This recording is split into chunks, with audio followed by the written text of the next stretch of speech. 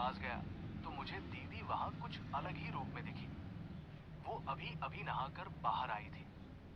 वो खुद को शीशे में ऐसे निहार रही थी जैसे वो 18 साल की लड़की हो। दीदी का खुद को निहारना कब खत्म होगा इसकी प्रतीक्षा करते हुए मैं कमरे के बाहर खड़ा था। लेकिन वो तो खुद को हीरोइन समझकर और भी अदा बिखेर रही थी।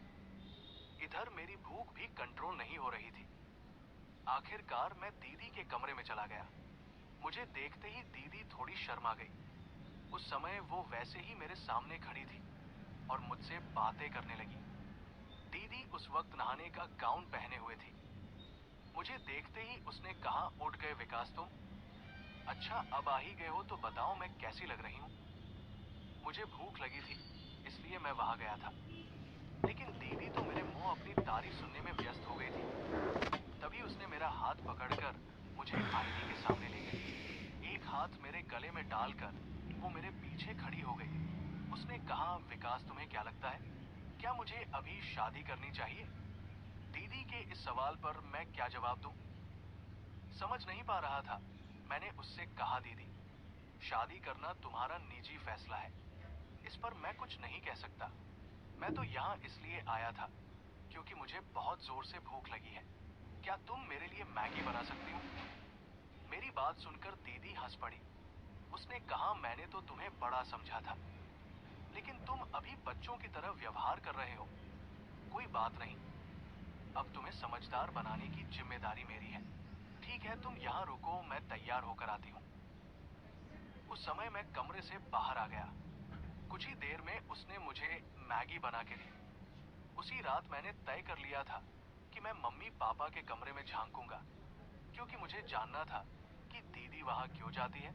रात में सोने के बाद कुछ ही देर में मैंने अपने आंखें खोली। उस समय में जानबूझकर बड़बड़ा रहा था, पानी कहाँ है, प्यास लगी है। लेकिन कमरे में पानी नजर नहीं आ रहा था, इसलिए अब मुझे किचन में जाकर ही पानी पीना पड़ेगा। मैं ये सब जानबूझकर बड़बड़ा रहा था ताकि दीदी को लगे कि मैं सचमुच पानी पीने जा रहा हूँ, क्योंकि मुझे अच्छी तरह पता था कि वो भी जाग रही है। फिर मैं कमरे से बाहर निकला और पानी पीने किचन ना जाकर मैं मम्मी के कमरे के बाहर गया। दरवाजा थोड़ा खुला था और जब मैंने अंदर झांका का तो मम्मी पापा एक दूसरे के साथ दिखे। पापा ने मम्मी को प्यार से पास में खींच लिया था। वो दृश्य देखकर कुछ बातें मेरे समझ में आ गई। मुझे जो समझना था वो मैं समझ चुका था। फिर मैं चुपचाप अपने कमरे में वापस आ गया। उस रात मैंने दीदी को अपने कमरे से बाहर जाते नहीं देखा था, लेकिन मुझे ये समझ में आ गया था कि दीदी के मन में कुछ अलग ही चल रहा है। अब मुझे उससे अकेले में बात करनी थी। देखते देखते 3 दिन बीत गए। मेरी गर्मी की छुट्टियां शुरू होने वाली थी। मम्मी पापा ने कहीं बाहर जाने का प्लान बनाया था। ये प्लान उन्होंने सिर्फ अपने लिए ही बनाया था। मम्मी पापा का कहना था कि मेरे सामने 12वीं का एग्जाम है, इसलिए अब मैं छुट्टी का इस्तेमाल अपने सिलेबस की तैयारी के लिए करूं। मम्मी पापा ने मुझे छुट्टी के बावजूद पढ़ाई करने को कहा था और इसी वजह से उन्होंने मुझे ट्रिप पर साथ नहीं ले गए। कुछ दिन बाद जब मेरी छुट्टियां शुरू हुई तब मम्मी पापा अपनी ट्रिप पर निकल गए थे। उनके जाने के बाद घर में मैं दीदी के साथ अकेला था। उस दिन घर में कोई नहीं था तो मैंने दीदी से सवाल किया। मैंने उससे कहा, दीदी अब तुम्हें भी शादी करने की इच्छा होती होगी, है ना? यहाँ आने के बाद से मम्मी पाप को साथ देखकर तुम्हें भी लगता होगा कि तुम्हें भी कोई ऐसा चाहिए जो तुमसे प्यार करे। जैसे ही मैंने सवाल किया उसकी आंखों में आंसू आ गए। वो बोली, विकास तुमने सच में मेरी दिल की बात पहचान लिया। फिर दीदी ने रोते रोते मुझे गले लगा लिया। वो कहने लगी, मैं तुम्हें छोटा समझ रही थी, लेकिन तुम बिल्कुल छोटे नहीं हो। तुम्हारी इस समझदारी की बात सुनकर मुझे तुम्हारे अंदर का एक बड़ा आदमी नजर आ रहा है। क्या तुम्हें सच में लगता है कि मेरी इस उम्र में मुझे कोई पसंद करेगा? दीदी ने फिर वही सवाल मुझे से किया था, जिसका जवाब मेरे पास नहीं था। लेकिन उस दिन के बाद से दीदी का नजरिया मेरे प्रति बदल गया था। उस दिन के बाद से दीदी ने घर में मम्मी के स्टाइलिश कपड़े पहनने शुरू कर दिए थे। दीदी को स्टाइलिश कपड़ों में देखकर मैं उसे देखता ही रह जाता। जब वो स्टाइलिश कपड़े पहनकर तैयार होती तो वो खास तौर पर मेरी तारीफ सुनने के लिए उत्सुक रहती। इतना ही नहीं, वो मुझसे चिपक कर फोटो भी खिंचवाती। दीदी का जो भी मुझे होता वो कुछ अलग ही दर्शाता था। उसका एकदम से बदला हुआ अंदाज कुछ और ही बता रहा था, जैसे वो मुझे बेवजह इशारे कर रही हो। खैर, एक दिन सुबह नहाने के बाद मैंने जीन्स पहनी। जीन्स पहनते समय अचानक उसकी जिप गलत जगह अटक गई और मुझे दर्द होने लगा। तब मैं जोर जोर से मम्मी को पुकारने लगा। मम्मी तो घर पर नहीं थी, ये मैं कुछ देर के लिए भूल गया था। मेरी आवाज सुनकर मम्मी नहीं लेकिन दीदी दौड़ती हुई मेरे कमरे में आ गई। उसने पास आकर पूछा, क्या हुआ विकास? मैंने उसे सब कुछ बताया। तब वो मेरे पास आई और मेरी मदद करने लगी। जैसे ही उसने मेरी जीन्स को हाथ लगाया, मैं शर्म से पीछे हट गया। मैंने कहा, दीदी मुझे शर्म आ रही है। तब उसने समझाते हुए कहा, अभी के लिए शर्म को अलग रखो, नहीं तो तुम हमेशा के लिए परेशानी में पड़ जाओगे। अब तुम्हारी मम्मी तो घर पर नहीं है, इसलिए तुम्हारी मदद मुझे ही करनी पड़ेगी। तब मैंने अपनी आंखें कसकर बंद कर ली और उसे मेरी मदद करने दी, क्योंकि उसके अलावा मेरे पास कोई और विकल्प नहीं था। कुछ ही देर में उसने मुझे मेरी परेशानी से राहत दिला दी, लेकिन उसके बाद से दीदी की नजर मुझ पर बदल गई। जब उसने मेरी मदद की तो अनजाने में उसका हाथ गलत जगह स्पर्श हो गया था। मेरी मदद करने के बाद वो मुझे एक अलग नजर से देखने लगी थी। उसने कहा, विकास, मैं तो तुम्हें इतने दिनों से सामान्य समझ रही थी, लेकिन तुम तो 19 साल की उम्र में ही बहुत बड़े हो गए हो दीदी। जो कुछ भी कह रही थी मैं सब समझ रहा था। उस समय मेरे चेहरे पर खुद ब खुद मुस्कान आ गई।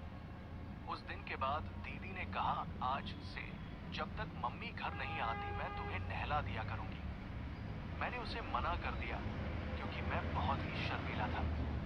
मेरे इनकार पर दीदी ने कहा, ठीक है नहाना तुम खुद, लेकिन नहाने के बाद तैयार करने की जिम्मेदारी मेरी होगी। आज तुमने जो गड़बड़ की थी उससे बहुत बड़ा समस्या उत्पन्न हो सकता था। आज के बाद मैं तुम्हें तैयार करूंगी।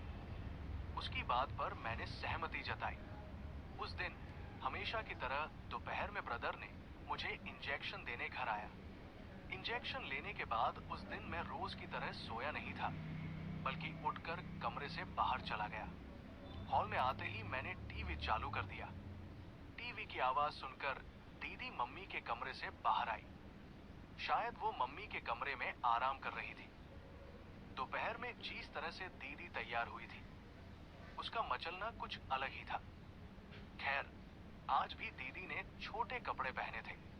उसमें कहा, विकास, मैंने खास तुम्हारे लिए पानी पूरी बनाई है, रुको मैं किचन से लेकर आती हूँ। किचन में जाते समय उसने टीवी बंद कर दिया और पानी पूरी लाने के लिए किचन में चली गई।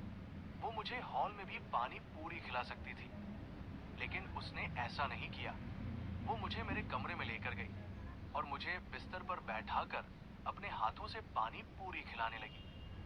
पानी पूरी खाते समय दीदी बार बार मेरे बालों पर हाथ फेर रही थी। वो कह रही थी, तुम बहुत समझदार हो गए हो, अब तुम बड़े भी हो गए हो। तब दीदी के परफ्यूम की खुशबू मेरे कमरे में चारों ओर फैली हुई थी। वो बात कर रही थी और मुझे धीरे धीरे नींद आने लगी। कुछ देर में मैं गहरी नींद में सो गया। जब मैं नींद से जागा वो मुझे चक्कर जैसा महसूस हो रहा था। उठते ही मैंने अपने सिर पर हाथ रखा और बिस्तर पर बैठ गया। कुछ समय बाद दीदी मेरे कमरे में आई। उसके चेहरे पर एक अजीब सी मुस्कान थी। उसने कहा, विकास, मुझे उम्मीद नहीं थी कि तुम्हारी वजह से मेरे जीवन में इतना आनंद आएगा। दीदी की बात मुझे समझ नहीं आ रही थी। मैंने उसकी बातों पर सिर्फ सिर हिला दिया, क्योंकि मैं अपने ही ख्यालों में खोया हुआ था। दीदी ने कहा, तुम फ्रेश होकर आओ, हम मजे करेंगे। मैं फ्रेश होकर कमरे से बाहर गया। तब दीदी ने हॉल में मेरी पसंद के गाने लगाए थे। इससे पहले दीदी ने कभी मेरी पसंद के गाने नहीं सुने थे।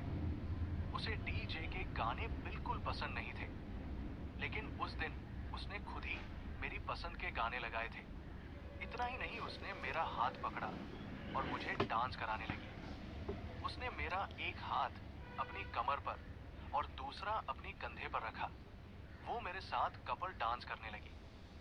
दीदी इतनी खुश क्यों थी, ये मुझे